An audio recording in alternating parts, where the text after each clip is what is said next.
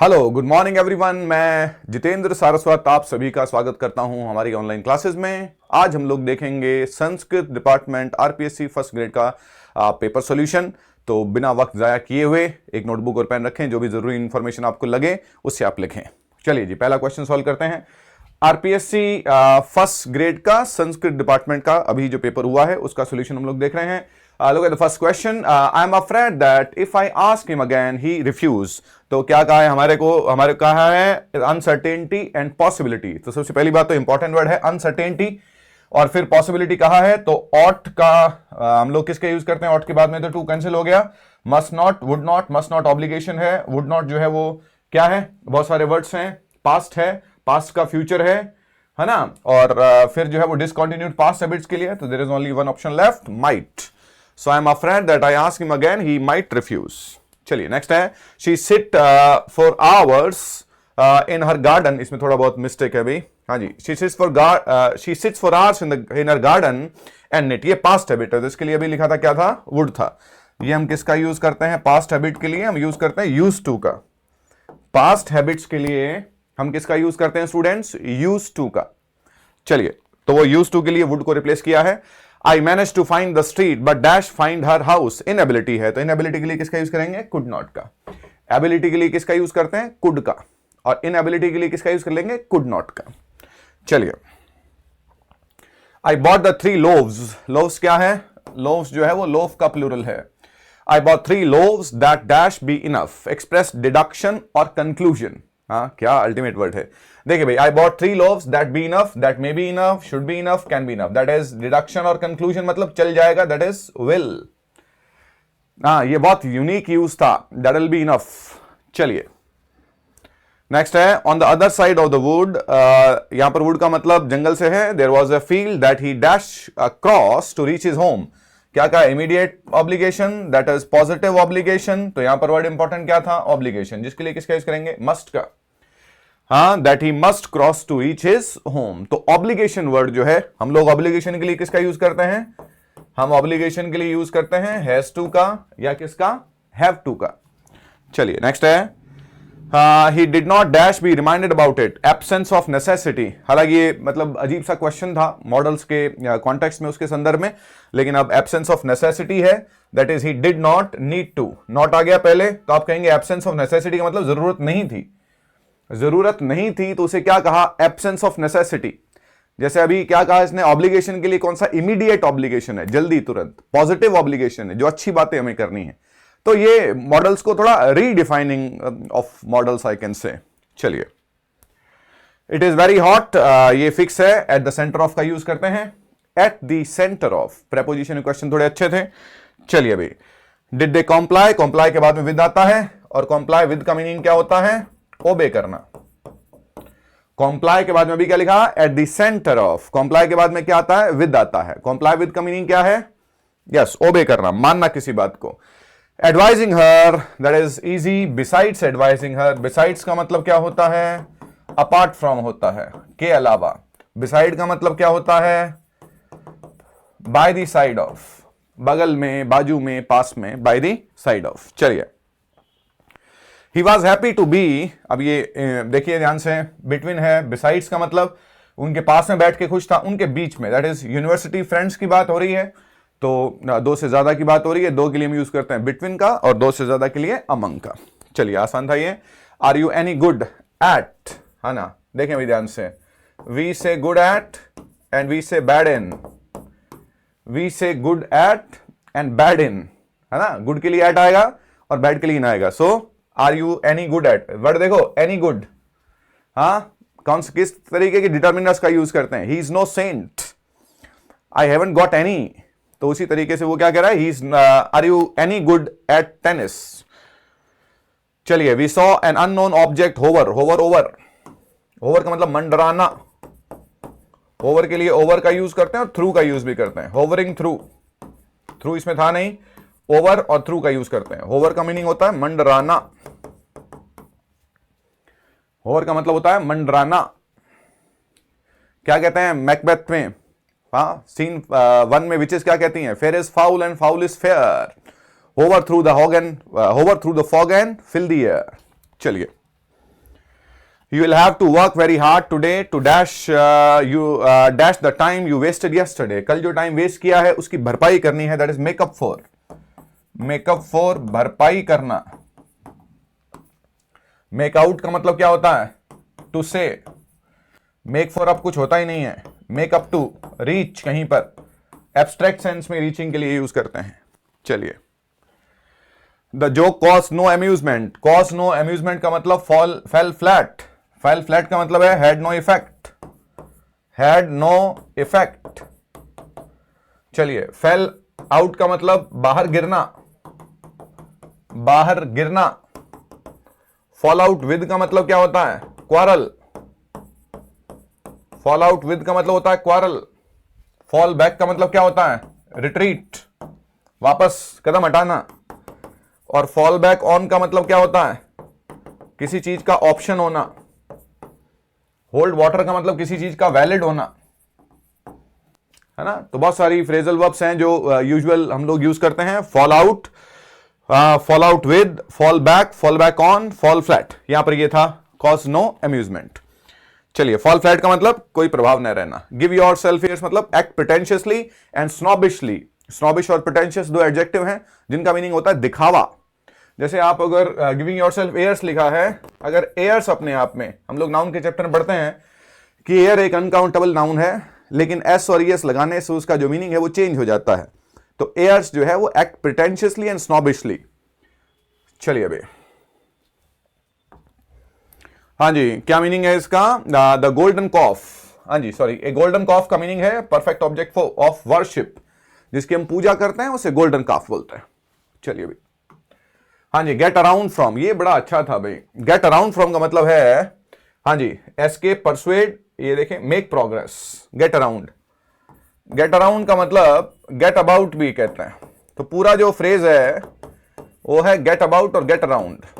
इसके बहुत सारे मतलब हैं. इसका पहला मीनिंग है travel a lot. Travel a lot, बहुत ज्यादा ट्रैवल करना. As a salesman I have to get about a lot. I get around a lot in summers.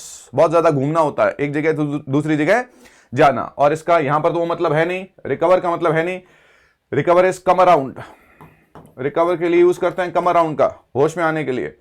Persuade और कॉक्स बड़े अच्छे वर्ड है. परसुएड और कॉक्स का मतलब क्या होता है? एनकरेज करना. हाँ जी, यहां पर होगा मेक प्रोग्रेस. गेट अराउंड का मतलब होगा मेक प्रोग्रेस. चलिए, अब ये पैसेज था, आपने पढ़ा होगा अच्छे से और बहुत आसान क्वेश्चंस थे. अगर पैसेज की बात करेंगे तो पैसेज में लाइन बाय लाइन हम लोग मैच कर सकते हैं. चलिए, तो क्या कह रहा है? अकॉर्डिंग टू द पैसेज, हाँ जी, who can't have a respect for himself, जो जिसकी पोइट्री के लिए रिस्पेक्ट नहीं है. One who has a contempt for poetry. One who has a contempt, one who has a hate for poetry doesn't have anything for himself. उसके पास खुद के लिए भी कुछ नहीं होता है जो पोइट्री को अप्रिशिएट नहीं कर सकता है. What gives birth to poetry? अभी इसमें साफ साफ दिया हुआ था, a sense of beauty or power or harmony. Synonym for the word harmony, बड़े आसान थे भाई. अब vocab के क्वेश्चन जो हैं वो मैं हमेशा कहता हूं कि vocab तो बड़ी तसल्ली से आपको तैयार करनी पड़ेगी. चलिए. डेसोनेंस का मतलब होता है जब आवाज नहीं मिलती है. डिसएग्रीमेंट और इनकॉन्ग्रुइटी का मतलब सेम होता है, असहमति. असहमति होता है इनकॉन्ग्रुइटी. इनकॉन्ग्रुइटी वर्ड बना है कॉन्ग्रुअस से, और कॉन्ग्रुअस जो होता है वो हार्मोनियस होता है. वर्ड देखना, तो ये हार्मनी के ऑपोजिट थे, डिसएग्रीमेंट, इनकॉन्ग्रुइटी या डिसोनेंस. तो यहां पर इसका सिनोनिम होगा पीसफुलनेस. हार्मनी का यहां पर सिनोनिम होगा peacefulness. What kind of language is the language of poetry? ये पहले ही पार्ट में दे रखा था, of imagination and passion. First line ही ये थी, ऑफ इमेजिनेशन एंड पैशन. चलिए. व्हेन राइटिंग ए प्रेसी, अभी अच्छे क्वेश्चन थे. प्रेसी और लेटर वाले जो क्वेश्चन थे बेसिक क्वेश्चन थे, लेकिन लैंग्वेज बड़ी अच्छी थी. When writing a precis one should avoid which of these. क्या अवॉइड करना चाहिए उसे? Use one word for many substitutions, ये तो ठीक है. Use shorter clause structure, be ellipsis. Be ellipsis मतलब इलिप्सिस. इलिप्सिस क्या होता है? शॉर्टर स्ट्रक्चर्स का यूज करना. 3 लाइन को 2 लाइन बना दिया, एक फ्रेज से पूरा सेंटेंस जो है वो रिप्लेस कर दिया. Living out every third word, deleting examples and repetitions. देखो, रेपिटेशंस और एग्जांपल्स को हमें इसमें प्रेसी राइटिंग में अवॉइड करना होता है. दैट इज, ये अवॉइड करना है हमें. Living out every third word, ये कोई नियम नहीं है. It's not any rule that you have to leave out the every third word. ये कोई नियम नहीं है, लेकिन बाकी नियम है. क्या नियम है? Use one word for many substitutions. ये एक नियम हो गया। यूज शॉर्टर क्लॉज स्ट्रक्चर जिसे हम इलिप्सिस बोलते हैं। डिलीटिंग एग्जाम्पल्स एंड रेपिटेशंस, ये इंपॉर्टेंट पार्ट है राइटिंग प्रेसी के। चलिए, कह रहा है प्रेसी writing is an exercise in expansion, मतलब बढ़ाना। Paragraph writing, essay writing. Paraphrasing is, हाँ जी, ये पैराफ्रेजिंग है, दैट इज पैराफ्रेज क्या होता है, और दिस इज कंप्रेशन है, ये कंप्रेस करना है इसको। पैराफ्रेजिंग तो होता है अब देखो, now there is a difference between paraphrasing and precis. Paraphrasing is simple language of the given passage to simplify, illustrate, even उसको तो बड़ा करना बोल सकते हैं। पैराफ्रेज तो जो एक्चुअल लेंथ है पैसेज की उससे बड़ा भी हो सकता है, बट प्रेसी मस्ट बी कंप्रेस्ड। आप वीडियो क्या करते हैं, कंप्रेस करते हैं, सो दिस इज कंप्रेशन। चलिए, which one of the following is not a characteristic of precis writing, कितना अच्छा है देखो भाई। प्रेसी राइटिंग का विच इज नॉट, ध्यान देंगे नॉट पर, inclusion of colloquial expressions and rhetorical flourishes, simple direct language, सबसे पहली बात है सिंपल डायरेक्ट लैंग्वेज होना चाहिए, कोहेरेंट एंड लॉजिक होना चाहिए, लॉजिकल होना चाहिए, आपका लॉजिक नहीं छूटना चाहिए, कंप्लीट एंड सेल्फ कंटेन्ड होना चाहिए, ये तीनों बातें होनी चाहिए। वो कह रहा है नॉट, तो पहला हो गया। Inclusion of colloquial expressions and rhetorical flourishes, इसकी हमें आवश्यकता नहीं रहती है। यहां पर मैंने एक बात इससे पहले कही जो आपको ध्यान देना चाहिए, मैंने कहा what is the difference between paraphrase and precis, मैंने क्लास में भी ये बहुत बार बताया है। So there is a basic difference between paraphrasing and pressy writing. That pressy is the compressed writing. हम क्या बोलते हैं, 1/3 जो है वो उसका प्रेसी राइटिंग का लेंथ है, कोई नियम नहीं है। हाँ, और पैराफ्रेज क्या है, paraphrase is the simplifying of the given passage which may be longer than the original one, और वो लॉन्गर मतलब जो ओरिजिनल पैसेज है उससे बड़ा भी हो सकता है, लेकिन प्रेसी का जो लेंथ है that necessarily should be compressed, वो शॉर्ट होना चाहिए। चलिए, which one of the following is not, ये हमने देख लिया है। चलिए नेक्स्ट है, while choosing a title for your प्रेसी the best way is to, देखो, think of some word phrase that will sum up briefly the main subject of the passage। बिल्कुल एक ऐसा वर्ड चुन लें जो उसकी थीम को बता रहा हो, वो हमारा टाइटल हो सकता है। Look for a key sentence that may be found at the beginning और at the end of the passage. एक की सेंटेंस जो है जो सारी बात को समाप्त कर रहा है, make the title as informative as possible, और आपका टाइटल ऐसा होना चाहिए जो पैसेज के बारे में ज्यादा से ज्यादा जानकारी दे। तो ये तीनों हमारे ऑप्शन हो जाएंगे। It's 1, 2 and 3। To achieve a personal tone in letter writing one should, अच्छा है भाई, देखिए भाई, पर्सनल टोन का मतलब क्या है, निजी।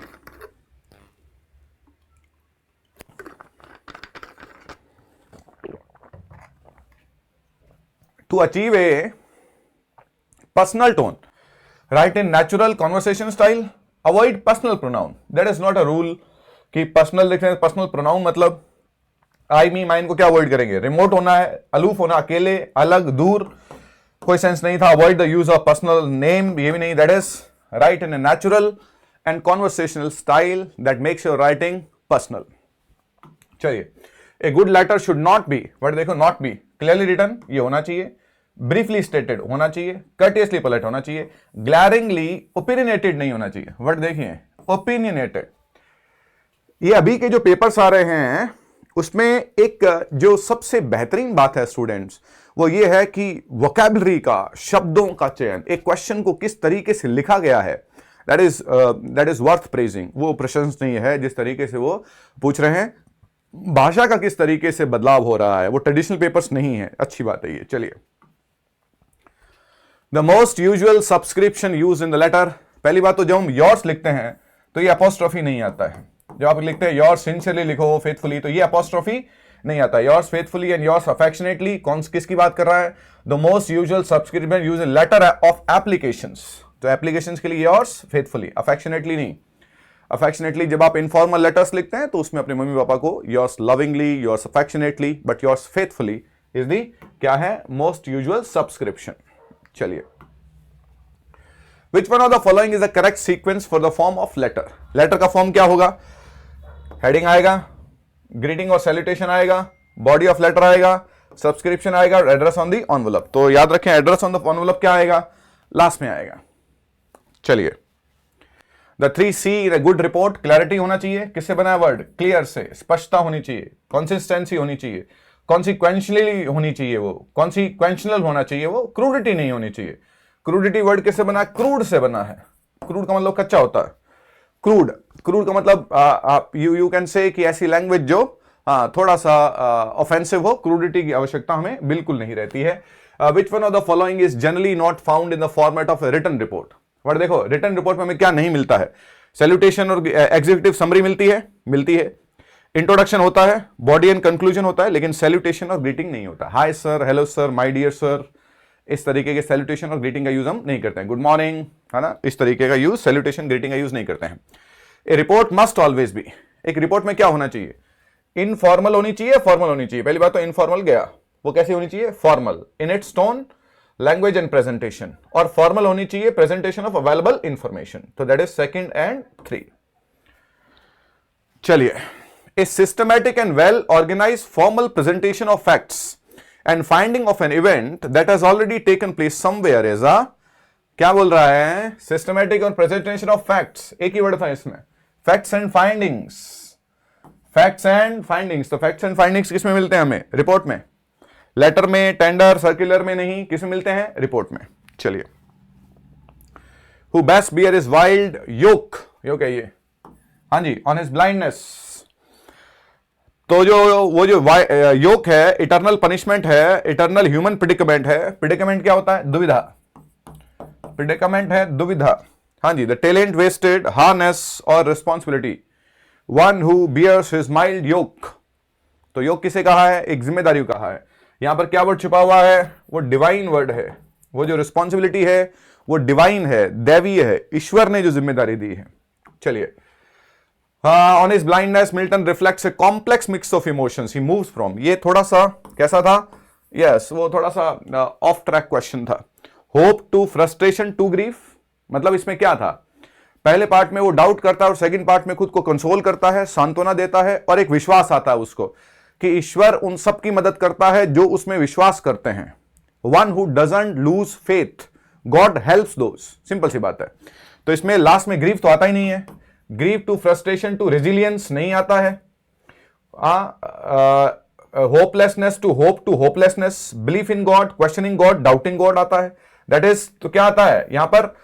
थोड़ा हल्का, मतलब वो सेंस था, helplessness to hope to helplessness नहीं है। That is grief to frustration, पहले ग्रीफ है, फिर फ्रस्ट्रेशन है, फिर रेजिलियंस है कि मैं उन चीजों से लड़ सकता हूं। एक लड़ने का जो रेजिलियंस है वो इसमें है। लेकिन इसका करेक्ट होना चाहिए था, वो पहले ग्रीफ से फ्रस्ट्रेशन पे जाके एक होप से एंड होता है।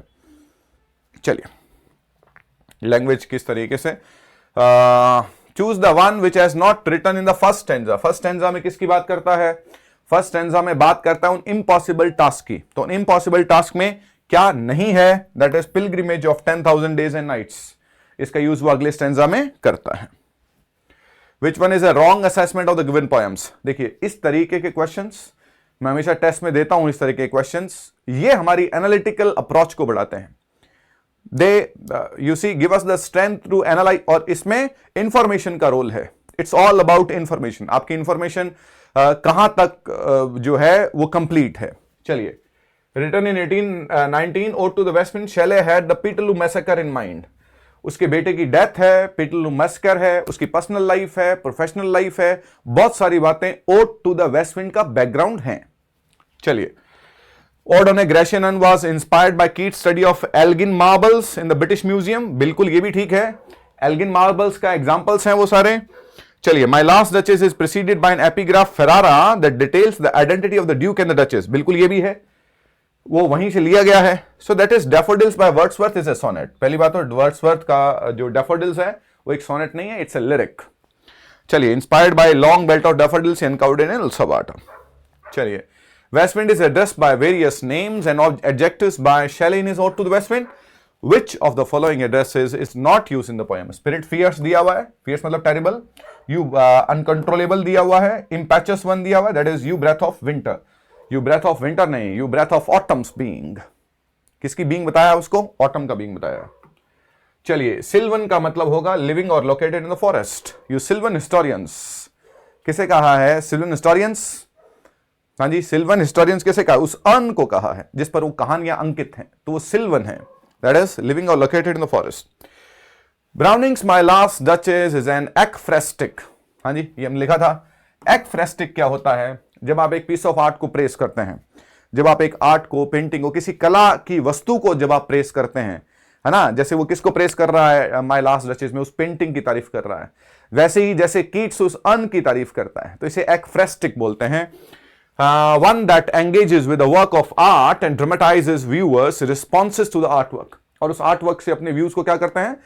रिप्रेजेंट करते हैं। Besides Browning's poem, another notable example is Keats ode on a Grecian urn. ये भी एक्फ्रेस्टिक है, जहां पर आप एक थिंग ऑफ आर्ट को इलस्ट्रेट करते हैं और उससे जुड़ी हुई बातों को डिस्कस करते हैं। The neighbors of the poet speaker made various wishes for the poet Scorpion, stung mother in the poem Night of the Scorpion. Which of the following wishes was not wished?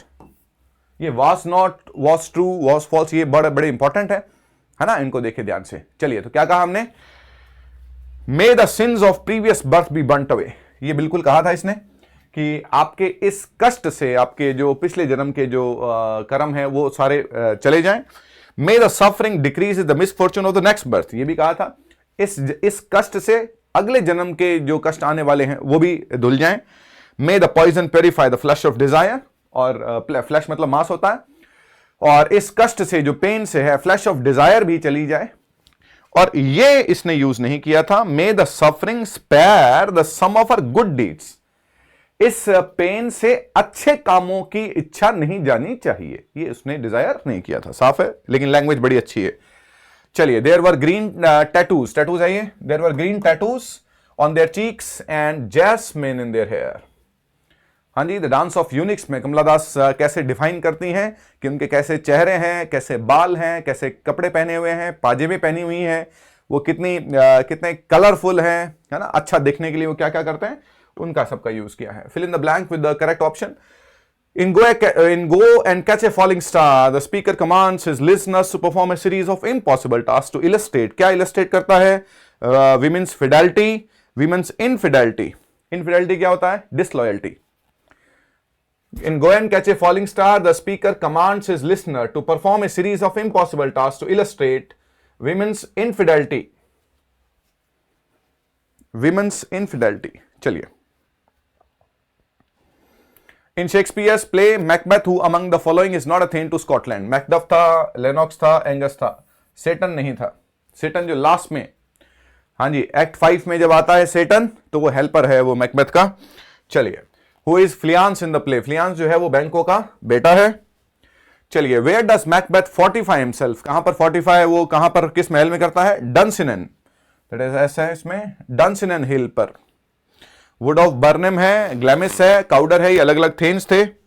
चलिए, the play Macbeth by Shakespeare was written during the reign of James first, that is Jacobean है वो, James first के काल में लिखा गया। ये बड़ा अच्छा क्वेश्चन था, किसके काल में लिखा गया है ये? वो जो हॉलिंशेड क्रॉनिकल्स हैं, जहां से मैकबेथ ने अपनी इस कहानी का जो है वो थोड़ा सा फुट उठाया है, वो हॉलिंशेड क्रॉनिकल्स हैं, और वो जेम्स फर्स्ट के काल में उसने, शेक्सपियर ने ये प्ले लिखा था। चलिए भाई, ये बड़ा अच्छा था question. In the famous interlude in Macbeth, interlude का मतलब क्या होता है? एक कहानी के बीच में एक ऐसा भाग जो उस कहानी से रिलेट नहीं करता है, तो इंटरल्यूड। हम लोग इंटरवल का यूज करते हैं। The porter scene who is admitted to castle of Inverness, why is और आर ही और दे देयर। वहां पर कौन कौन है और क्यों है? तो कौन आते हैं वहां पर? आप लोग सब जानते हैं कि मैकडफ और लेनॉक्स आते हैं। They have come to wake Duncan, और वो किसको उठाने के लिए आए हैं? वो डंकन को उठाने के लिए आए हैं। कौन सा है ये, क्या है, क्या देखते हैं हम लोग? एक्ट 2 और सीन 3। एक्ट 2 सीन 3 में मैकडफ पोर्टर का आता है। पोर्टर का बहुत इंपॉर्टेंट है, और आप सब लोगों को वो पोर्टर का जो कॉन्वर्सेशन है, वो अल्कोहल का इफेक्ट किन किन चीजों पर आता है, वो क्या है, nose, painting, sleep and urine जो है, और क्या क्या वो परफॉर्म करता है, वो सारी बातें कई बार बहुत अच्छे से पूछी जाती हैं। तो एक बार पढ़ लें आप, कॉमिक रिलीफ लेके आता है। पोर्टर जो है वो कॉमिक, ब्रिंग्स कॉमिक रिलीफ, इसे क्या कहा है? इंटरल्यूड कहा है। चलिए, Shakespeare has portrait some of his characters as the genuine pieces of rusticity. Rusticity किससे बना है? रस्टिक से। रस्टिक मतलब गांव देहात में रहने वाले, मस्त रहने वाले लोग हैं। In the play as you like it, pick up the odd one. Odd one मतलब जो रस्टिक नहीं है। ऑड्रे रस्टिक है, विलियम कॉरिन रस्टिक है। टचस्टोन जो है वो कोर्ट लाइफ से है। वो कोर्ट लाइफ मतलब जैसे हम शहर की लाइफ बोलते हैं, वहां से है टचस्टोन। चलिए, choose the correct option. Who speaks the following lines to whom? O good old man, how well in you appears the constant service of the antique word, when service sweat for duty, not for need, you are not for the fashion of these times. तुम इस तरीके के तो व्यक्ति नहीं हो, आजकल तो ऐसा नहीं चलता है. This is Orlando to Adam, उसकी सर्विसेज के लिए, ऑनेस्टी और उसकी फेथफुलनेस के लिए बोलता है. वो is Jaques de Boys, second Roland son of sir, sorry second son of Roland, second son of Roland है जैक्स डी बॉयज. चलिए, भाषा भी थोड़ी सी इधर उधर है. In the play As You Like It, Phoebus remarks, whoever loved that loved not at first sight, harks back to Marlowe's Leander. Sorry, ये Marlowe's Hero and Leander, ये टाइपिंग में बड़ी गड़बड़ हो गई है.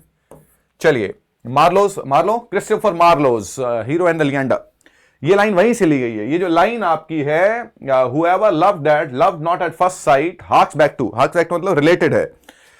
ये भी बड़ी ध्यान रखने वाली बात है कि शेक्सपियर का इनिशियल जो इंस्पिरेशन था वो क्रिस्टोफर मार्लो था, है ना. क्रिस्टोफर मार्लो की झलक दिखाई देती है हमें शेक्सपियर में, तो इसलिए क्रिस्टोफर मार्लो की लाइन उसने यूज की है.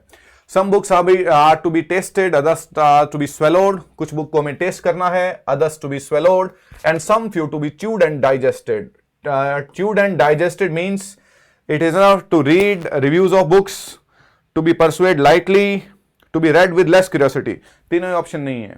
डाइजेस्ट और देखो क्या कह रहे हैं, some few to be chewed and digested का मतलब था ऑफ स्टडीज के ऐसे में कहा गया था जिन्हें हमें थरली पढ़ना पड़ता है, जिन्हें माइन्यूटली पढ़ना पड़ता है, पेन्सटेकिंगली पढ़ना पड़ता है, स्क्रपलसली पढ़ना पड़ता है, डिटेल में पढ़ना पड़ता है. कोई ऑप्शन नहीं था इसमें. चलिए, Bacon identifies three main purpose. वो थ्री मेन पर्पस क्या है? डिलाइट है, ऑर्नामेंट है, एंड एबिलिटी है. वो डिलाइट के लिए क्या कहा है, ऑर्नामेंट और एबिलिटी अच्छे से हमने इसको देखा है. Who is the biological father of Elizabeth in Mayor of Casterbridge? Richard Newson. Henchard समझता है वो उसकी बेटी है, लेकिन वो उसकी बेटी नहीं है, वो उसी की बेटी, उसकी बेटी मर जाती है, और फिर जो रिचर्ड न्यूसन है, सेलर जिसने उसको अपनी बेटी को बेच दिया था, हाँ जी, सॉरी, हाँ, अपनी वाइफ और बेटी को बेच दिया था, दूसरी बेटी है उसकी, रिचर्ड न्यूसन की है. Henchard sells his wife to a sailor who is Richard Newson. Which of the following are true with regard to the mayor of Casterbridge? देखिए भाई, Henchot's real daughter was alive. वो क्या कह रहा है? Which are true. तो ये तो रॉन्ग हो गया. Henchot की रियल डॉटर तो अलाइव नहीं है, वो तो मर जाती है, और ये डॉटर है जो, वो किसकी डॉटर है? एलिजाबेथ, रिचर्ड न्यूसन की डॉटर है. The novel is the story of a man of character. हाँ, ये अच्छा है, करेक्ट है, ये मैन ऑफ कैरेक्टर है. Hardy prioritises character over fate and incident. Look at this, क्या कह रहा है?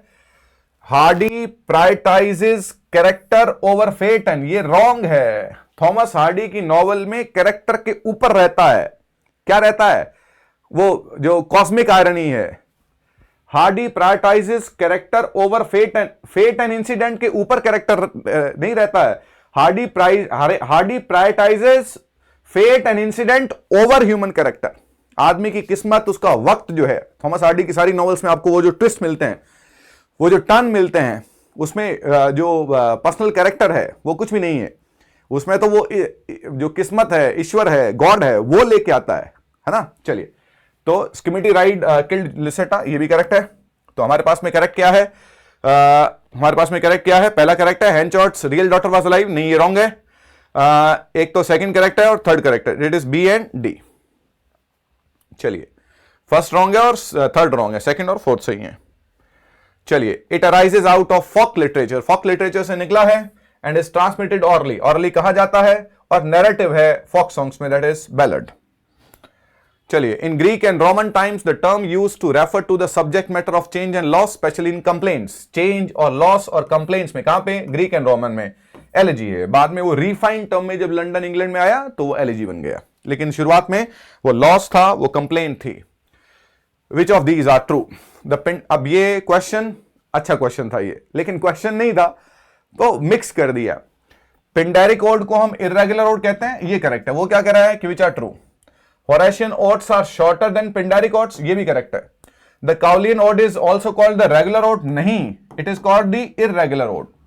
पिंडेरिक ode was introduce into England by Benson, ये भी करेक्ट है. सो करेक्ट कौन से हो गए? करेक्ट हो गया ए, बी एंड डी, ये तीनों करेक्ट हो गए, जो कि ऑप्शन में नहीं है.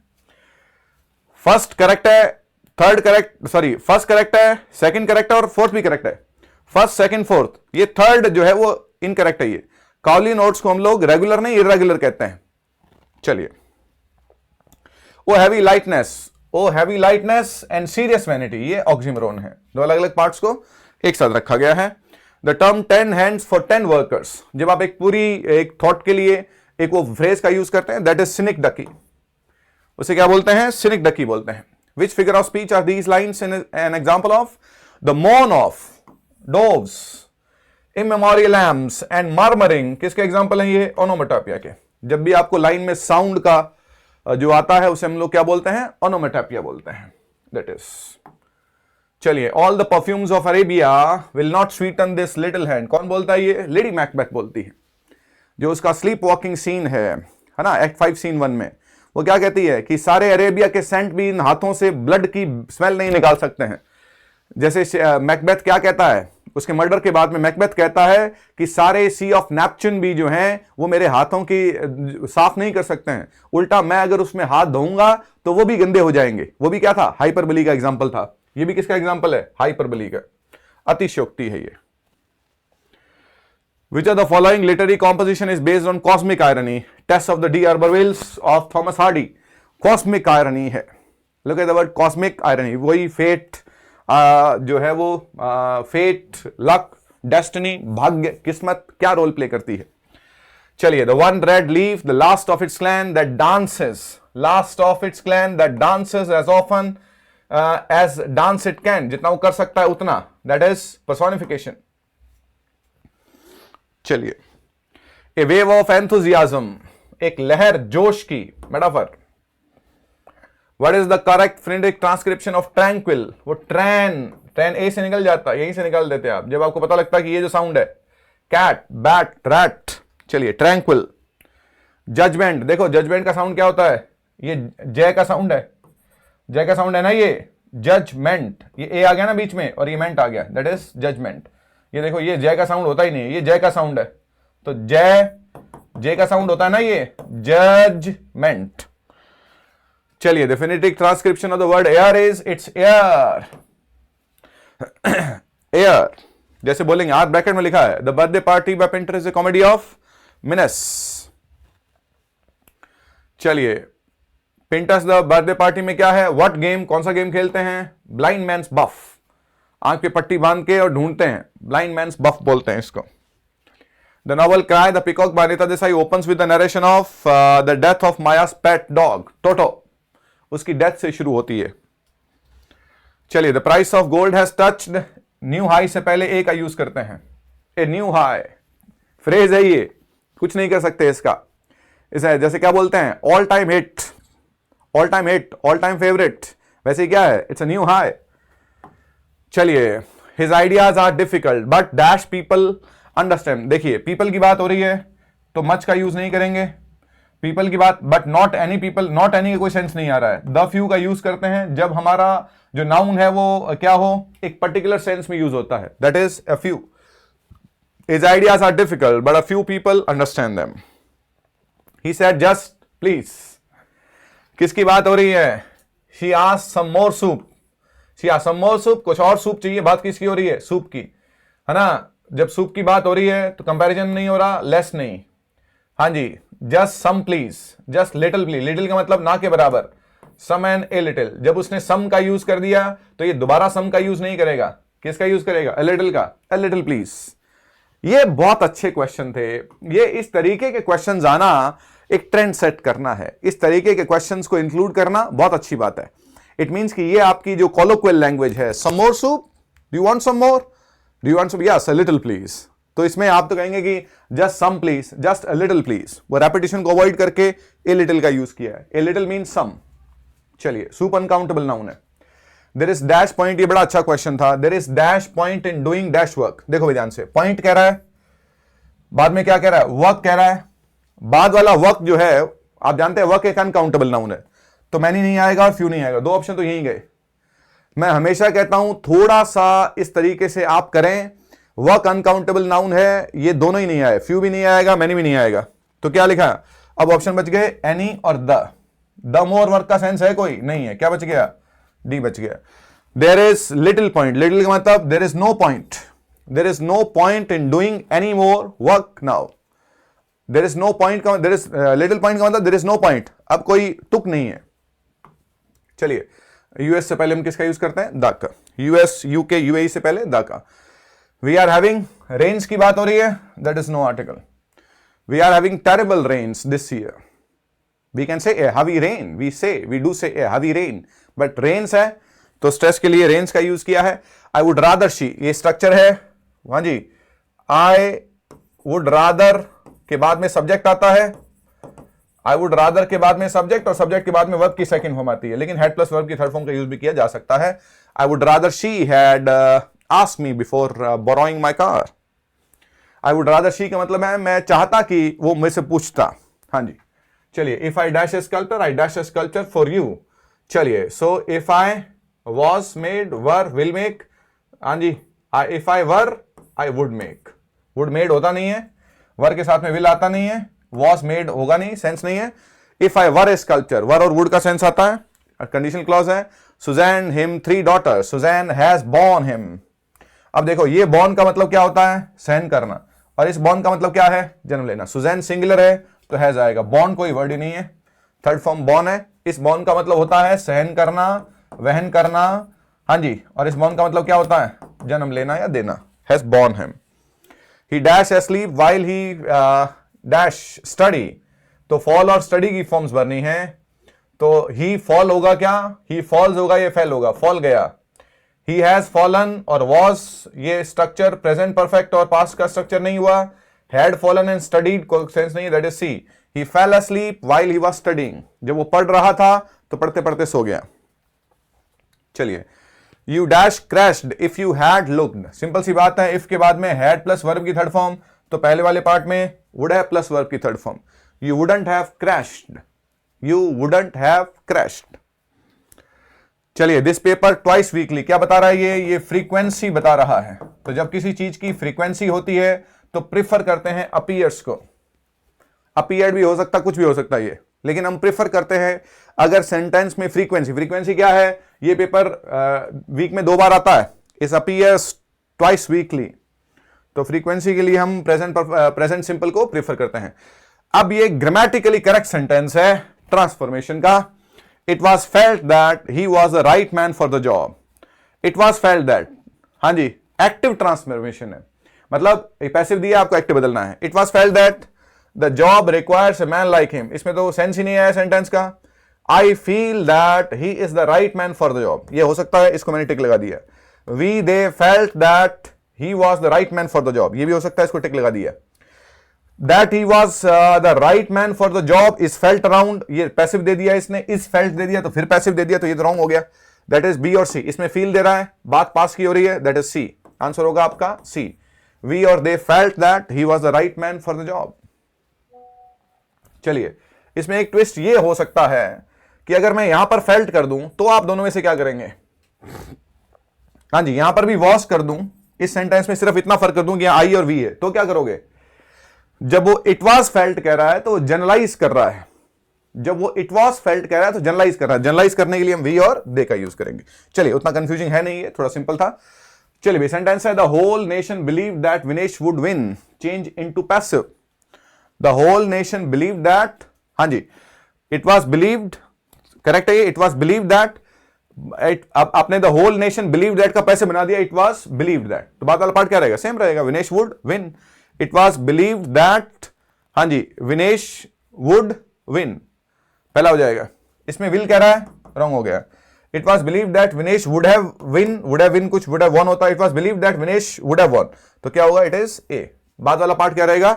सेम रहेगा। बाद वाला पार्ट हमें वुड हैव वॉन करने की जरूरत नहीं है, विल करने की आवश्यकता नहीं है, बाद वाला पार्ट सेम रहेगा, पहले वाला पार्ट का पैसे बना दिया।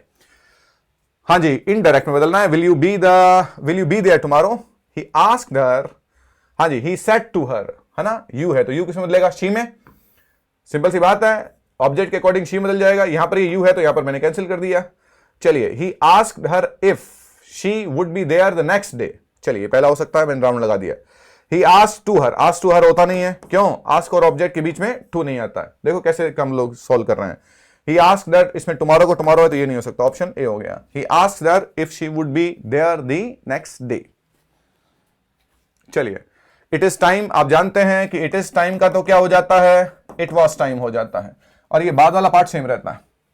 जैसे विश का तो विश्ड हो जाता है और बाद वाला पार्ट सेम रहता है। तो इसमें क्या आएगा, he said that it was time he went to bed. इसमें वेंट का हैड गॉन नहीं होगा। इट इज टाइम का तो इट वॉज टाइम हो जाएगा। चलिए, हाँ जी, he has no boots to wear, अच्छा क्वेश्चन था। He has no boots to wear क्या कहेंगे, देखें, कॉम्प्लेक्स सेंटेंस बनाना है। कॉम्प्लेक्स सेंटेंस बनाना है तो आपका स्ट्रक्चर में आपकी कंजक्शन कौन सी होनी चाहिए, आपका कंजक्शन कौन सा होना चाहिए, subordinate conjunction. He has no boots, हु, बूट्स के लिए हुआ आएगा, रॉन्ग हो गया। He can't wear because he has no boots, दोनों सेंटेंस देखिए अलग अलग हो गए, अलग अलग मतलब वो बिकॉज से नहीं बनेंगे। He has no boots so he can't wear, so he can't wear what, incomplete है sentence, that is second, he has no boots which he can wear. अच्छा क्वेश्चन था, he has no boots which he can wear. चलिए, if I had gone to the circus I would have seen the clown, clown मतलब joker, ये same रहते हैं। Conditional sentence अगर present के हैं तो चेंज हो जाते हैं, लेकिन पास्ट के हैं तो चेंज नहीं होते। वैसे ही जैसे टाइम क्लॉज जो व्हेन से बनते हैं, अगर प्रेजेंट में है तो चेंज हो जाते हैं, पास्ट में है तो चेंज नहीं होते, तो ये सेम रहेगा। तो क्या लिखेंगे, if I had gone to the circus I would have seen the clown. देखो, he said that he had gone to the circus he would have seen the clown. हाँ जी, ये भी सेम है क्या, हाँ चलिए, सॉरी, ये ही सेड दैट इफ आई कह रहा है तो आई नहीं ही होगा, सेकंड हो जाए। थर्ड क्या कह रहा है, ही said that if he would have, if के साथ में वुड हैव नहीं, इफ के साथ में हैड आता है, रॉन्ग हो गया। ही said that if he would have, फिर इफ के साथ में वुड हैव दे दिया, दैट इज सेकंड, है ना, ये आई ही में चेंज हो जाएगा। चलिए भाई, which are the following sentences uses double negative correctly, बड़ा अच्छा है।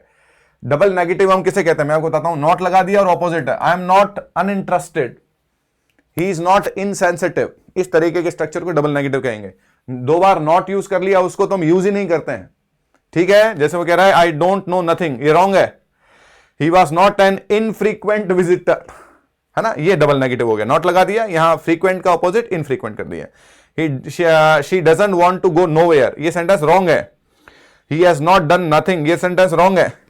एक नथिंग है, नोवेयर है, अनलेस है, अंटिल है, इनमें तो नॉट छुपा हुआ रहता है, तो इसमें नॉट का यूज करते नहीं हम लोग। चलिए नेक्स्ट है, आइडेंटिफाई द करेक्ट अफर्मेटिव, किसका बनाना है, nobody was absent so everybody was present.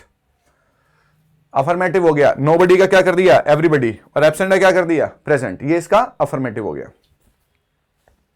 Sorry, ये हो गया।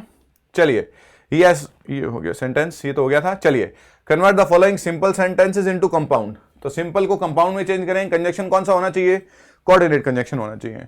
he must work hard or he must work hard to make up for the lost time, the time which हो गया subordinate clause, wrong हो गया। he must make up hard, but का use, but make up for the lost time का sense नहीं आएगा। he must work hard and he must work hard और, तो कंजक्शन होगा और। इसका मीनिंग क्या है, हालांकि करेक्ट सेंटेंस क्या होना चाहिए था, he must work hard or he won't make up for the lost time, he won't make up for the lost time, ऐसा होना चाहिए। लेकिन यहां पर ऐसे जोड़ा है सेंटेंस, और से बनेंगे ये। यहां पर और का मीनिंग क्या है, अदरवाइज है, एल्स है, जल्दी करो नहीं तो भरपाई नहीं होगी। अभी देखा था शुरुआत में, मेकअप फॉर का मीनिंग क्या होता है, भरपाई करना, क्षतिपूर्ति करना। चलिए, he sold the horse which belong to his brother, which belong to his brother मतलब he sold his brother's horse, simple था, he sold his brother's horse, done. चलिए, अकॉर्डिंग टू पियाजे, during which stage do children develop the ability to perform operations on abstract concepts, तो ये क्या है, formal operations हैं, जहां पर वो रियलाइज करते हैं कि उन्हें क्या करना है, वो फॉर्मल ऑपरेशंस, एब्स्ट्रैक्ट चीजों के लिए। चलिए, ये थोड़े थ्योरी के पार्ट थे। 3 significant laws of learning, law of exercise, law of readiness and law of effective was given by, किसने दिए थे, E.L. थॉर्नडाइक ने, E.L. थॉर्नडाइक ने दिए थे। चलिए, अब ये लिस्ट हमें मैच करना है। पियाजे ने क्या दिया, स्कीमा, हाँ जी, ब्रूनर ने क्या दिया, डिस्कवरी ऑफ लर्निंग, पावलोव ने क्या दिया, कंडीशनिंग, थॉर्नडाइक ने क्या दिया, trial and error. This is a का थर्ड है, हाँ जी, बी का फोर्थ है, सी का फर्स्ट है और डी का सेकंड है। ये किस किसने क्या क्या दिया था, थोड़ा सा थ्योरी का पार्ट है लेकिन अच्छा क्वेश्चन था। चलिए भाई, for effective learning organisation of the matter into whole, question देखो, organisation of the matter into whole is important, this is the view point of, ये किसका पॉइंट है, किसका व्यू पॉइंट है, ये कोहलर का। कि उसको एज अ होल, ताकि इंफॉर्मेशन उसका कंप्लीट हो सके। चलिए, constructivist theories of learning suggest that knowledge is passively absorb, learners construct knowledge based on their experience, teaching should focus on roll memorisation, assessment should only, क्या कह रहा है, constructivist theory ये कहती है कि learners construct knowledge based on their experience, अपने अनुभवों से प्राप्त करते हैं कि उनकी क्या आगे की संरचना होनी चाहिए। मेंटल हेल्दी पर्सन जो है वो क्या होना चाहिए, वो इमोशनली तो बैलेंस होना चाहिए और सोशली एडजस्टेबल होना चाहिए, सामाजिक रूप से उसका अनुकूलनशीलता अच्छी होनी चाहिए। चलिए, a child who has been punished by parents for obtaining poor marks, वो कम मार्क्स लाने के लिए उसने क्या दिया, उसको पनिशमेंट दिया in the examination, may display the aggressive feeling by unnecessarily beating a street dog.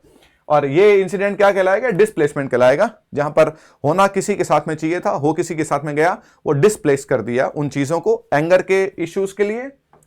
चलिए, the concept of emotional intelligence was first coined by, emotional intelligence किसने दिया था, John Mayer and Peter Salovey. Emotional intelligence, अब वो क्या है emotional intelligence, किसे कहते हैं, इमोशनल इंटेलिजेंस का मतलब है हम अपने इमोशंस को कैसे अरेंज करते हैं, कैसे उनमें एक संतुलन लेके आते हैं, वो इमोशनल इंटेलिजेंस है। How intelligently I arrange, I organise my emotions. चलिए, a high emotionally intelligent student will relationship with family, peer group and teacher, तीनों के साथ में होता है ये, it's A B and C.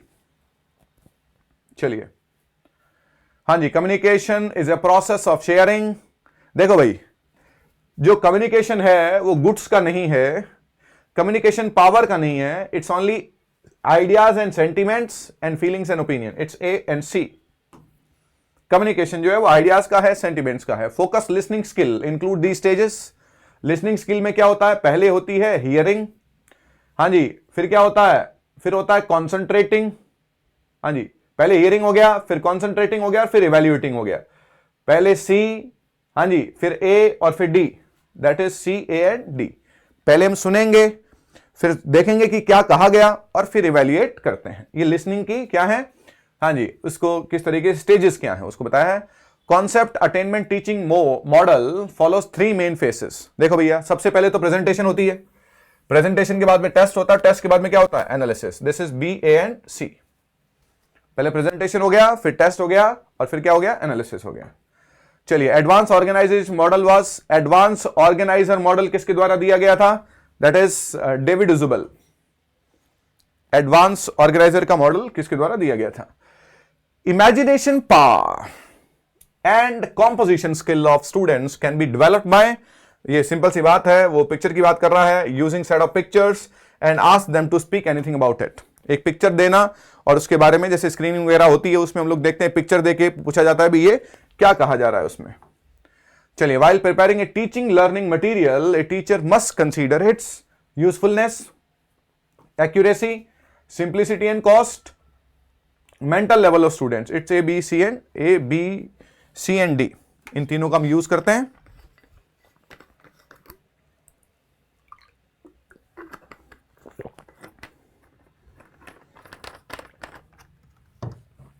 चलिए भाई, हाँ जी, cooperative learning technique jigsaw, jigsaw किसने दिया था, हाँ जी, जिक्सो दिया था इलियट एराउंडसन ने, इलियट एराउंडसन ने दिया था। Which of the following is a की कैरेक्टरिस्टिक कोऑपरेटिव लर्निंग। हाँ भाई, सिंपल देखो, अब थोड़ा सा इंग्लिश पढ़ने का हैबिट की बात है, बाकी तो कोऑपरेटिव लर्निंग में work together to achieve a common goal, एक साथ काम करते हैं। हाँ जी, इज अ की कैरेक्टरिस्टिक कोऑपरेटिव लर्निंग का मतलब क्या है, एक दूसरे की मदद करने के सेंस में है। हाँ जी, information and communication technology supports teacher centre learning, self directed learning, autocratic learning. तो जो इंफॉर्मेशन एंड कम्युनिकेशन टेक्नोलॉजी है वो सेल्फ डायरेक्टेड लर्निंग पे आईसीटी काम करती है। चलिए, educational psychology describes and explains the learning experiences of the individual from birth through old age. ये किसने कहा था, क्रो एंड क्रो। चलिए भाई, ये जो थॉट्स हैं जो वो देखनी पड़ेंगी। एजुकेशनल साइकोलॉजी डील्स विद, अच्छा क्वेश्चन था, learner, learning process, evaluating of learning performance. Learner, learning process, learning situation, problem of behaviour, problem of learning, problem of individual, that is A, B and C. इन तीनों का use करता है। चलिए, the study of education psychology helps teacher and learner, guardians only, manager only, principal, that is teacher and learner. चलिए भाई देखें अगला question, rapid increase in the weight and height, ये किसमें होता है? 12 to 14 में। चलिए, according to Erikson psychosocial development theory, a major event occur during adolescence, ये बहुत इंपॉर्टेंट था, सारे ही हैं इसमें लव रिलेशनशिप, एक्सेप्टेंस, और इसमें क्या कहा है? मेजर इवेंट जो है दैट इज पी रिलेशनशिप्स है। अपने साथियों को किस तरीके से देखता है वो पी रिलेशनशिप है, इसमें की मेजर इफेक्ट जो है वो। Kohlberg has divided moral development को 3 भागों में बांटा है, दैट इज कन्वेंशनल है, प्री कन्वेंशनल है और पोस्ट कन्वेंशनल है। ये 3 भागों में बांटा है। किसको बांटा है? डिवाइडेड मॉरल डेवलपमेंट को। Which approach is highlighted as an ineffective way of computer based learning? कौन सा तरीका ineffective है? Equipment driven program without systematic support, ये नहीं है। बाकी है interactive learner centric program है, community driven educational initiative है, teacher student collaboration है। ये मैं कह रहा हूं, थोड़ा सा ऐसे लॉन्ग ऑप्शंस लगते हैं तो हम थोड़ा हिम्मत हार जाते हैं। थोड़ा सा क्वेश्चन को पढ़े और फिर ऑप्शन को अच्छे से पढ़ें तो थोड़ा सा रीडिंग अच्छी है। तो LCD stands for liquid crystal display. चलिए, system approach focuses on learner and teachers only, content only, instructional strategies and class environment, evaluation techniques. देखिए तो क्या है इसमें learners and teacher only word का मतलब उस तरीके से यूज किया है, ये सारे ही हैं इसमें। लर्नर है, टीचर है, कंटेंट है, इंस्ट्रक्शनल है और इवैल्यूएशन भी है, सारे ही हैं इसमें। Which one of the following statement is incorrect in the context of system approach? देखो, the system approach takes education as a system, ये correct है। Education खुद एक system है। The system approach considers system education as a whole, ये सबसे important बात है कि education as a whole.